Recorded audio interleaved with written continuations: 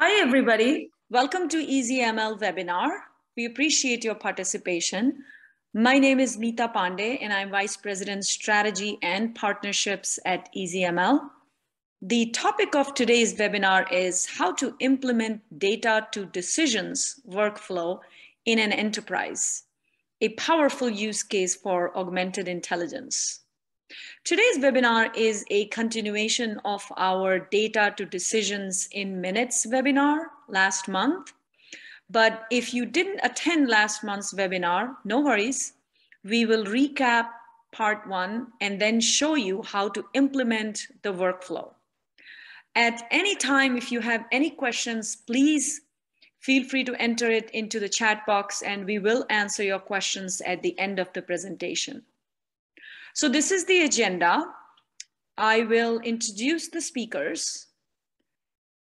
We'll talk about augmented intelligence, what is augmented intelligence, and how it upgrades and updates expert systems, how to implement augmented intelligence in an enterprise, all stages from data ingestion to ETL to building ML models, and finally reporting insights. We will demo a financial services use case, and then we'll demo a healthcare use case that shows how to improve accuracy of diagnoses using augmented intelligence. We'll discuss the key takeaways, and we will answer your questions. So the speakers for today's webinar are Deepak Dubey. Deepak is a visionary thought leader, and he was a researcher at Bell Labs for over 20 years. Pranay, who leads the technology team, is also a seasoned technologist, and he leads our technology team at EazyML.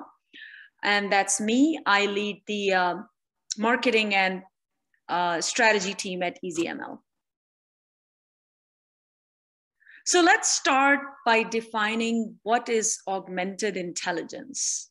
Very simply put, once you upload your data, EazyML's augmented intelligence allows you to derive insights from your data automatically. So today, 90% of enterprise functions are really done by rule-based expert systems. Enterprises define policies and guidelines, and they build their playbook, which their employees follow. It's a true and tried system for decades. It provides good service. Enterprises have used it. They know it inside and out. They know what works, what doesn't work, and they're very comfortable with it. But with the advent of AI and ML, enterprises are cautiously and selectively implementing AI and ML models for specialized functions and use cases. But they face a huge challenge. The challenge is these models are opaque. They do not explain the reasons behind their explanations or recommendations or predictions. And that's why enterprises are using it in a very narrow domain and for very specialized functions. So now enterprises are really faced with a very tough choice. Should they continue the path that is true and tried and tested for decades, which is the expert systems, rule-based, or should they migrate to sophisticated AI ML for better performance? But again, the challenge with AI ML models is that they are opaque, so it's risky. So subject matter experts can't just take their recommendations on face value. So how can a subject matter expert trust an opaque model? There is really a trust deficit. So what's the solution? So augmented intelligence is really the solution. It makes the expert system perform at par with AI ML. And it's transparent, meaning it explains the reasons behind the recommendations. So it's really best of both the worlds. You can retain your expert systems and use augmented intelligence to improve its performance. And since it's transparent, you build trust over time. Augmented intelligence really makes your data, drive superior decisions without taking any risk at all. So how do you implement augmented intelligence? There are certain requirements. First of all, it assumes that the data has to be labeled. There has to be a periodic refresh of the expert systems. And the mined insights from your data have to be accompanied by confidence score in order for it to be actionable. The subject matter experts, they have to really be committed to refine the raw insights that are derived from augmented intelligence. The business process owner has to be really committed to implement the augmented intelligence. And once you have these requirements in place, you start to implement it in incremental steps, slowly. First, you do the mandatory requirements, maybe a hybrid model, manual plus automated. And as you gain confidence in its ability to deliver, then you become a little bit more ambitious and implement desirable, nice to have automations. Another thing very important is enterprises have to really select the right vendor, the right platform for augmented intelligence. Make sure the platform is transparent and provides actionable intelligence. It's easy to use, easy to scale, and very versatile, has API support. Hire platform consultants, subject matter experts, and so that you can get started on the right track. So Pranay and Deepak will demonstrate this with examples from financial services and healthcare verticals. I think I'm gonna hand it over to Pranay for the first demo. But before I hand it over, I just wanted to mention that Gartner estimates that this year alone, augmented intelligence will add 2.9 trillion worth of business value to enterprises globally. So Pranay, it's all yours. Take it away. Greetings, everyone. In our last month's webinar, we talked about data to decisions in minutes with augmented intelligence. Today's webinar is a continuation of that process, a part 2.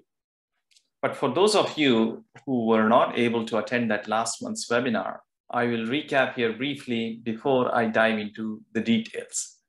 If you are interested in the recording of that webinar, the part 1, it is available on easyml.com/webinar.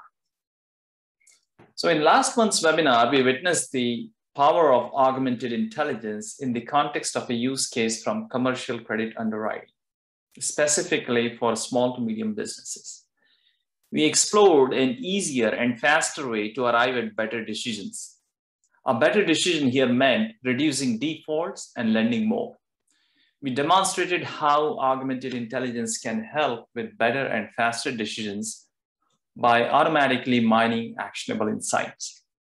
This can be done by both beginners and experts alike, using a no-code, Q&A-based EazyML platform, built for both data scientists and non-data scientists alike.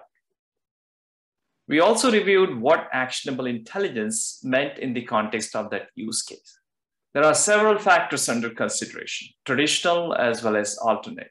Traditional means indicators such as the financials, the information from credit bureaus, and so on and so forth. And alternate indicators such as the factors from the internet, social media presence, website presence, and the buzz on the internet. Actionable intelligence means identifying which factors play an important role, how important role, and in what ways they interplay with each other. For instance, should you lend when the credit score for the loan applicant is more than 700, but the buzz on the internet says that the business is closing in a couple months? Or if the assets are low, but the business website is going strong in terms of contents, visitors, and page rank? There are several thorny questions. Questions like these are answered by augmented intelligence by discovering the rules and conditions on these features automatically. It's like having an army of business analysts doing the job for you, only that it is doing it faster and in automated manner. In today's webinar, that is part 2, we will continue exploring the same use case in further detail. You will see how easy it is and yet so powerful to implement the entire enterprise workflow from data to decisions. So how do you make decisions today? There are a few options there. Well, option 1 is something that all enterprises must have: a robust business process established by the SMEs, the subject matter experts, and the process engineers. Everyone relies on subject matter expertise to aid in decision-making. As valuable as it is, the SME attrition is a risk. A lost expert should not be a lost expertise. Hence, the expertise from the SMEs is encoded into business processes. The option 2 is building expert system. It's a level up from option 1. The knowledge engineers learn from the SMEs and then encode the rules and conditions into the expert systems. Many enterprises have the expert systems as part of their workflow. Expert systems are preferred for their transparency. Transparency means you know exactly what rules and conditions make a loan applicant creditworthy. And as we all know, transparency is the foundation for building a trust. In this case, the trust between humans and machines. So question is, do the business processes and expert system capture all possible rules and conditions? Perhaps not. Why would you continue to see the defaulters otherwise? Is there anything better? The answer is in your data. Yes, there is something better. And that answer is in your data, a gold mine that reflects past decisions and corresponding performance. Hence, many enterprises use option 3 as well. An AI, ML, machine learning, artificial intelligence to help with decision-making. Traditional AI, ML offers performance, but not necessarily transparency. So is there a next frontier? Can we combine the performance of AI, ML with the transparency of the expert systems? Could we get the best of the both worlds? We'll see shortly that the answer to that question is yes. Okay. In most enterprises, the data is scattered across all kinds of sources in private and public cloud. Those who are disciplined about it have a data strategy in place, many times driven by Chief Data Officer, to instate a data governance in place which brings discipline to collection, organization, and processing of data. In general, everyone's got data in this digital age. If only you could pull it together to further enrich your business processes and expert systems. So how do we get the best of the both worlds? Okay. So a best of the both worlds in sense, transparency and performance both, an AI ML powered expert system, an innovative pathway to better and faster decision. So here is an illustration that shows stitching together the entire workflow from data to decisions using APIs and connectors. So you have data across these various platforms, public and private cloud. It's brought together by means of the connectors, then ETL and fed to EazyML pipeline. The augmented intelligence function in EazyML automatically generates the insights, which can then be validated by the subject matter experts, fine-tuned, and then generalized to eventually feed into the expert systems. These auto-generated insights many times conform to SMEs' understanding, and many times surprise them with new discoveries. The SMEs decide to do 3 actions. Aging out, which means that removing those rules from the expert systems that are no longer relevant. Tightening, the second action, which means fine-tuning the conditions of the existing rules based on what you observe in the auto-generated insight. And then the third action, which is adding new, which means the newly discovered rules, they get added to the expert systems. So once you have this entire pipeline implemented, you have an AI ML powered full ecosystem. So that offers you best of both worlds, performance and transparency. So let's dive into the implementation of this pipeline. I'm going to switch back and forth between the shell terminal and the slides here. So just give me a moment. Let me bring the shell terminal right in here. Okay.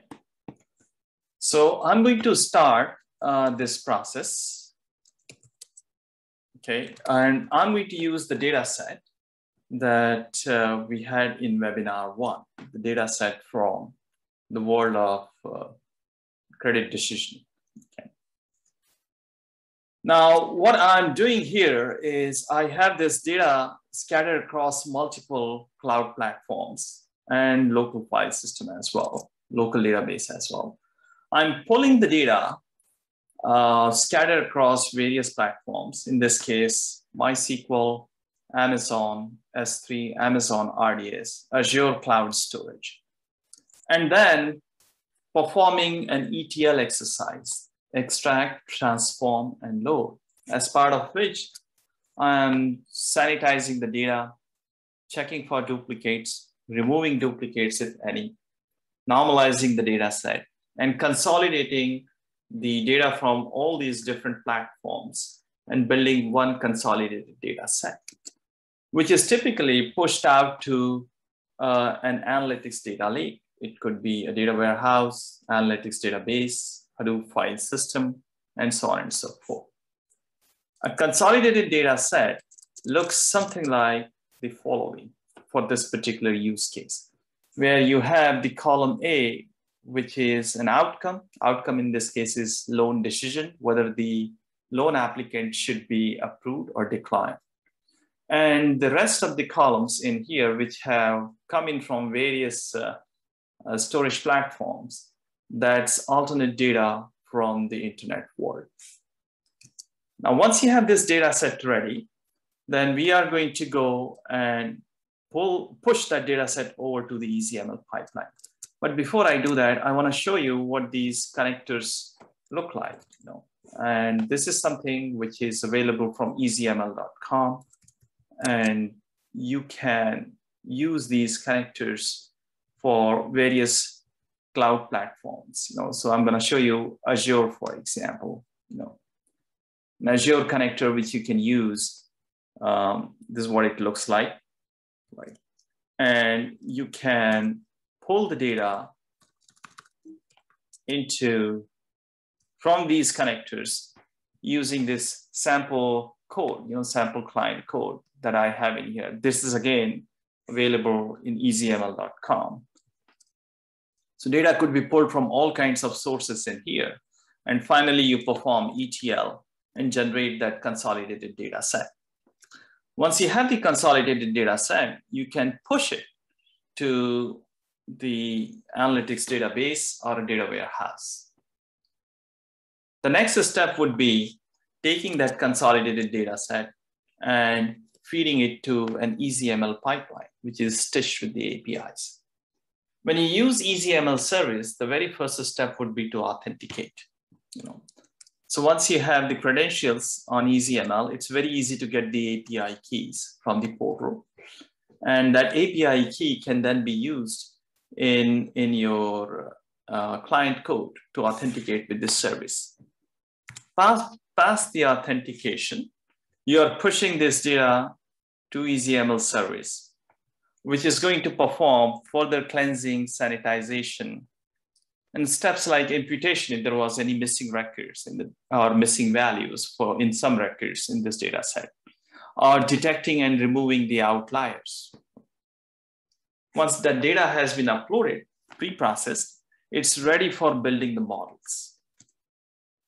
The model that we are going to build is an augmented analytics model, which generates the insights automatically. So we are going to build that model. I'm going to show you the entire pipeline here, how it is stitched together. with the EazyML API code as well. Okay. So building augmented intelligence model is going to perform feature selection, build the models, generate the insights. You will see the insights being generated in a JSON format. JSON format, which is very friendly with programming APIs, so that you can feed those insights to downstream systems. Now, what does EazyML pipeline stitching together, by means of APIs? What does it mean? So over here, if you were to, again, this client code, sample code is available on easyml.com, on GitHub as well, which shows using the EazyML APIs for authentication, for uploading data and building models, and so on and so forth. Okay, very easy to use. All that code is available on easyml.com. You build the model, generate the insights. Once you generate the insights, this is what they look like. So let me show you a sample of the output that's generated here, the insights.json file. Okay. For every outcome of interest, a loan applicant, those tend to get approved, or those should be approved, they share these common characteristics.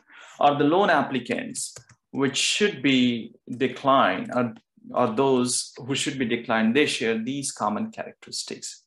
Their website content score is less than 2.67 on a 5-star rating, or their page rank score is less than 3.85 on a 5-star rating, or their reviews in the recent quarter, those counts are less than certain thresholds. So these insights, which are auto-generated, and which you may recall from the last webinar, whatever you saw on the user interface, the graphical user interface, the exact same information is available to you by means of the APIs. So much like how GUI can be used by data scientists and non-data scientists alike, the APIs can be used by data scientists and non-data scientists alike. You do need programming expertise though, and in case you want to use the APIs to stitch together and build the entire pipeline. So it answers the question, which one of those factors are important, and how important. That rank order of the features tells you how important they are in relation to each other, and how do they interplay with each other. It gives you a specific intelligence, the actionable intelligence, by telling you the specific thresholds. The content score less than certain threshold, a very specific one, a rank score less than certain threshold. Now the next step in here would be, once these insights are generated, the subject matter experts could validate these insights, feel comfortable about those, and then refine, generalize those insights to feed into the expert systems. So in order to do that, there is of course add-on made available by EazyML, which can translate these insights directly into the SQL queries automatically. Okay, so that's the step we are going to see here now. Every one of these insights is going to be transformed into SQL queries. You may notice that every one of these insights is associated with a confidence score. Okay, there is a confidence score. The higher the confidence, the more you can believe in these reasons or the rules and conditions provided by augmented intelligence. The confidence score itself is, of course, a nonlinear function of several parameters. To be specific, 4 distinct parameters: the purity, the proportion, the population, and perception. It's reflective of how good or how accurate these insights, rules, and conditions are. You would notice that every one of these insights are transformed into the SQL queries. So see how easy it becomes now for the subject matter experts to run these queries against the original data set to verify the insights for themselves, to make sure every one of these conditions, when applied to the original data set, does filter out those records which predominantly those records which are related to the outcome of interest. Once you have that, these insights validated, the next step is refining and generalizing. What that means is, when you have these insights, and as you are validating these, the thresholds, based on your own subject matter expertise, thresholds across the multiple insights can be fine-tuned. So 3.85 versus 3.6, you can fine-tune, you can wiggle around these numbers and arrive at maybe a threshold which conforms with your expertise and experience. And those generalized insights then can be encoded into the expert system. So that's, in a nutshell, how you can implement the entire end-to-end workflow. It's super easy by means of these APIs and connectors, and you have all the sample code available on EazyML.com. I hope it offered you innovative blueprints for automating and empowering your enterprise workflows for better and faster decision-making with both performance and transparency. With that, I'll hand it over to Deepak to talk about a use case from healthcare. Thank you. Thanks, Pranay, for discussing the use case for financial sector. I will be discussing a use case for an equally challenging, if not more, healthcare. It's a major challenge for tech to penetrate and see how advanced technology can assist in it. In fact, the majors, if you were to look at the recent research that came out from CIO Journal, the majors in tech are slowly scaling back. The key to being successful, according to them, is to understand the operating model in healthcare and then co-create intellectual property so that it addresses the key challenges and, of course, be compliant with all the necessary regulations. Now, that is the successful mantra for employing advanced tech in healthcare sector. Let me exemplify that with a use case for radiology. So National Institute of Health, NIH, and it has defined something called Common Data Elements, CDE, which is nothing but tiny pieces of information about an image, a radiological image, that tells you what the diagnosis was, what the findings were from the image. The challenge is that in and of itself, just the image is missing some influential predictors that are required for accurate diagnostics. Things like age, sex, ethnicity, those are invaluable in addition to the image analysis. And so this, thanks to an eminent radiologist, we were given to understand this. So at the end of the day, because these influential predictors are missing from the CDE, from the diagnosis, just the image processing of radiological images done, and these are not considered, the age, the sex, the ethnicity, the accuracy is less than desirable at times. So how do we fix this? Here's how we fix it. So this is the healthcare use case for radiology. We have the image here, and we have tons of models. Considerable investment has gone into making radiological ML models, basically image processors that use deep learning framework to come up with reasonably accurate diagnosis. I say reasonably accurate because they're missing these other influential predictors, the ones that don't relate to an image, like age, gender. So we need to combine these, the diagnosis from the image itself, and this workflow exists today, and add to it these other predictors into a new model. Let's call that the diagnosis model. And this diagnosis model will be trained to predict what the diagnosis is, the final diagnosis, and the reasons for diagnosis. Remember, it's a transparent machine learning. So it tells you the reasons for diagnosis so that a subject matter expert, the radiologist in this case, can actually appreciate, understand the reasons, and feel comfortable with the diagnosis. So, but then now there is a challenge. How do we invent this diagnosis model? Right? So this flow looks great, but now it requires us to invent the diagnosis model, right? Okay, so let's see, how do we implement it? Well, one of the big things about implementing a model is that it is, anyone who's done it, it knows it's a very tedious, laborious exercise to train a model and productionize it. Takes a ton of time to get it done right. So please, please, please ensure you've got clean data to train the model before you undertake this tremendously expensive exercise. Like they say, garbage in, garbage out. The challenge in enterprise, as is the case with healthcare also, is that data is often dirty, anything but clean. It has holes in it, is incomplete, and even worse, suffers from bias. So there are some things we can fix.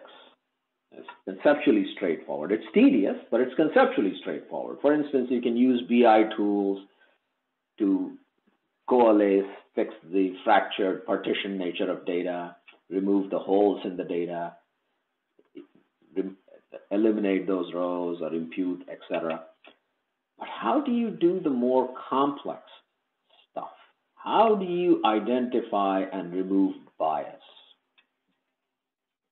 That is a major challenge from data, and bias is the single biggest reason why your models are less than accurate in terms of their predictive nature. So what we'll show here is that the feature engineering starts off well. It identifies influential predictors, how influential they are. So it gives you an idea of the lay of the land so that you can see which predictors are playing an important role, but it stops there. To go beyond it, you'd have to use augmented intelligence. So for instance, if you wanted to find out, are we missing some influential predictors? Remember? Here we were. We were missing these influential predictors, the age, the gender, the ethnicity, etc., that plays a critical role in diagnosis. How do you find that out? How do you find out if some of the values are incorrect? All that requires augmented intelligence. So it is absolutely vital to making your data clean. Once you have the clean data, thanks to augmented intelligence, now you can build your models for accurate predictions. Well worth the effort and the time required to train your models and productionize it. Okay, so let's exemplify all of this with the data from healthcare, and I'm going to use data from breast cancer research, right, to show how augmented intelligence cleans up or detects bias, I should say, in a massive data set. So here it is, an Excel spreadsheet, and HIPAA compliance says privacy and confidentiality. So notice no patient PII, personal information is disclosed, just a bunch of IDs. This is about breast cancer and survivability. So the kind of predictors are number of lymph nodes infected, Nottingham Prognostic Index, NPI. You have chemotherapy, hormone therapy, of course the sex is female, what is your age, and what's the outcome variable of interest is your vital status. Are you living? Have you beaten the disease? Great. Or unfortunately died of the disease, or died of other causes. Now, you can see there is so much data here, right? A whole bunch of data about various patients. So before we spend time, a lot of time, building models from it, let's actually make sure this data is clean, doesn't suffer from biases, etc. So how do we do that? How does augmented intelligence help us do it? That's what we're going to demonstrate. Simple. Take this data set, dump it on the Augmented Intelligence platform. So I'm going to bring up the graphical user interface and sign in. So I'm going to be different than what Pranay did. He took you through the API route, which is how you actually integrate in an enterprise. I'm going to show you the graphical user interface just to show how easy is it to get these, get Augmented Intelligence to mine these insights from data. It's a transparent platform, so you can see actually that anytime you have questions, this is where you start. It says advanced user or power user. What the heck are all these things? What do I do? Well, don't worry. Just hit the question mark. It's going to tell you what these are, and you can make your appropriate choice. It tells you why it's recommending that you go with power user, the reasons behind it based on your data set. So typically the machine's right, we'll follow it and just say next. I have already uploaded the data, so I'm not going to go through that path. I'll just go simply build the model. So that's what I'm going to do. So I hit next, and this is the clinical patient. That's the Excel spreadsheet that we were just seeing. So I'm going to choose that data set, and I can do predictive models or forecast how time series, or in our case, Augmented Intelligence to discover if there are any hidden biases in that data that we need to be aware of, right? So let's choose Augmented Intelligence. Keep going. Yeah, I've actually used it earlier. So just keep hitting next. We'll trust the machine. No, all right, great. And it's now going ahead and voila. And here are the insights from Augmented Intelligence. See that? Or died of the disease, that's the vital status, with a very high confidence score, normalized between 0 and 1, 0.72. These are the insights. Now, let me blow that up. So here's the magic now that Augmented Intelligence is doing. It's telling you that for those patients that died of the disease with a very high confidence, these are the conditions that are true in the data. Your NPI is greater than 5.1, and the number of lymph nodes affected are 9 or higher. Now, if I am a cancer specialist, I can say, does this make sense? Well, what is NPI? Well, that is something called a Nottingham Prognostic Index. And 5.1 or higher is very close to 5.4. So the higher the score, the lesser the chance of your 5-year survival. In this case, 50%. So, okay. So that makes sense. If you are 5.1 or higher, then your chances of survival are low. And if the lymph nodes impacted are 9 or more, then yes, it makes sense that with a very high confidence score, you will unfortunately die of the disease. Doesn't seem like our data has bias. It makes sense, right? There is nothing untoward that popped out. And so the confidence score keep coming down, and we can investigate each one of them. Maybe the cutoff is 0.65, not to look at anything less than 0.65. So, so that you make sure that with a very high confidence, your data is telling the right thing as you would expect it to, right? What if we, I know this is a dreary subject, but what if we tried to make it a little better? So instead of this, I'm going to do living. So I searched on living here. And now, with an even higher confidence score of 0.84, the patient will live if, let's see what are the conditions. The patient is relatively young, 50 or less. The NPI is 3 or less, okay, so it's way far away from 5. And the lymph nodes are either 1 or 2 that are infected. Okay, great.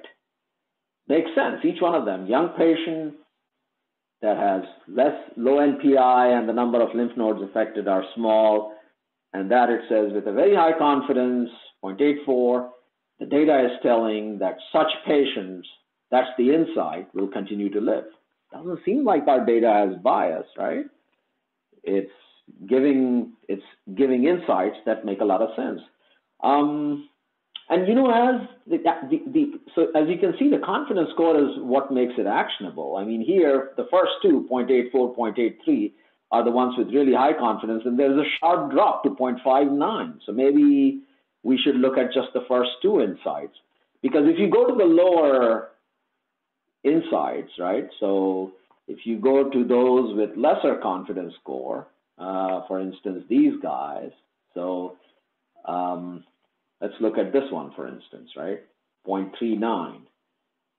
This one is saying that the NPI is close to 5, even though the lymph nodes is 1 or less, but the NPI is close to 5, and yet you are living. That sounds a little contrary to what a subject matter expert would expect from NPI's understanding. So as the confidence score has reduced, the augmented intelligence is telling you, I'm not too sure of these insights, so that you are not misled by these lower score insights. So do not consider them. But all the high score insights are are spot on. So it seems, luckily, our data does not suffer from biases, right? And in fact, how do we know that we are not missing out important predictors? Do we have all the influential predictors? How do we know we're not missing out on them? Well, it seems like we've got all the important ones, because if your highest confidence score, let's say for living, this was 0.42 instead of 0.84, then it means that the machine has the abysmally low confidence of 0.42 for patients that are living, which then means that you're probably missing out on some influential predictors from your data. If you had included them in your spreadsheet, the machine would have been much more confident of what all insights lead to a patient living. So that is the big insight here, that augmented intelligence is telling you that the data doesn't suffer from any apparent biases, that the data apparently has most of the influential predictors. Great. Now you can go ahead and build your models from it and be reasonably confident that these models will perform accurately. What an amazing thing has augmented intelligence done for us. So here are the key takeaways.